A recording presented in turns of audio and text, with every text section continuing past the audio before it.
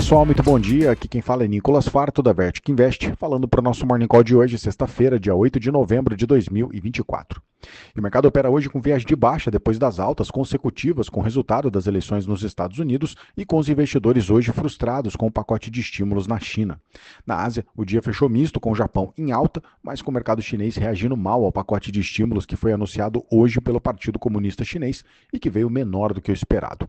Na Europa, o viés também é de baixa, com os europeus também sentindo o impacto do mercado chinês e os riscos de o governo Trump ser aí um governo mais desafiador para o mercado europeu. Nos Estados Unidos, ontem o dia fechou com viés positivo, o Dow Jones fechou no 0 a 0, enquanto o S&P subiu 0,74 e o Nasdaq fechou o dia com alta de 1,5%.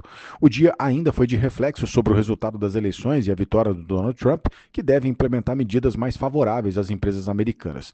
No período da tarde, o destaque ficou para o Banco Central, que seguiu o esperado pelo mercado e reduziu a taxa de juros americana em 0,25%. O comunicado também foi visto como positivo e o presidente do Fed, o Jerome Powell, disse que não deve renunciar ao cargo e também disse que o Banco Central não deve sofrer influências políticas na condução das metas de inflação e de emprego.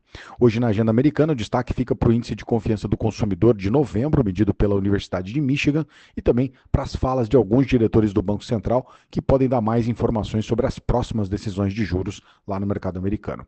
Atualizando aqui as bolsas, o S&P futuro está caindo 0,16, o Eurostock 600 está caindo 0,66 e lá em Londres o FTSE está caindo 0,9%. No Japão, o Nikkei hoje subiu 0,19, enquanto na China o Xangai Composite caiu 0,53%. Índice dólar DXY caindo 0,13% agora e os juros de 10 anos do mercado americano operando com queda de 0,8, com a taxa anualizada agora cotado a 4,30. O petróleo ainda em queda hoje, caindo agora o Brent 0,8%, barril cotado a $75, petróleo ainda reagindo ao resultado das eleições nos Estados Unidos e também agora ao pacote de estímulos mais fraco lá na China. O minério de ferro também caiu nessa madrugada na China, hoje o contrato mais negociado em Dalian fechou com queda de 1,65% e ficou cotado aos $106,93 a tonelada. No universo cripto, o Bitcoin segue em alta, renovando inclusive o máximo histórico. Nas últimas 24 horas, a criptomoeda tem valorização de 1,8%, negociando agora na casa dos $76.200. E por aqui, ontem o Ibovespa fechou o dia com uma queda de 0,5%, ficou na marca dos 129.681 pontos. O dólar também fechou o dia com queda de 0,05%, com a moeda americana fechando aos R$ 5,67. Destaque local segue sendo aí as propostas de cortes de gastos do governo que ainda não foram anunciadas e que seguem mantendo a percepção de risco fiscal elevada por aqui. Nas ações, destaque positivo para a Vale, que ontem fechou com uma alta de quase 3,5%, com o papel acompanhando a alta do minério de ferro ontem lá na China. Ainda do lado positivo, a Petrobras fechou o dia com uma alta de 0,3%, antes da divulgação do resultado do terceiro trimestre, que já veio depois do fechamento de mercado aqui, com a empresa anunciando um lucro acima do esperado e anunciando também 17 bilhões de reais em dividendos. Isso já fez as ADRs do papel da empresa operarem com alta lá em Nova York, o que ainda deve seguir fazendo preço hoje aqui no mercado brasileiro.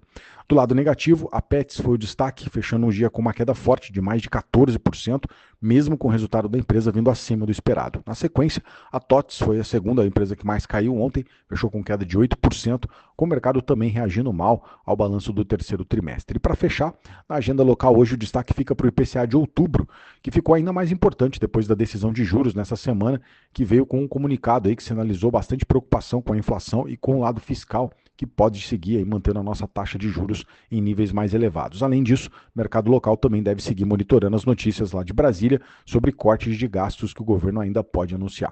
Esses são os destaques de hoje. Eu agradeço a sua companhia, te desejo um excelente dia e um excelente final de semana. Um grande abraço, valeu e até segunda.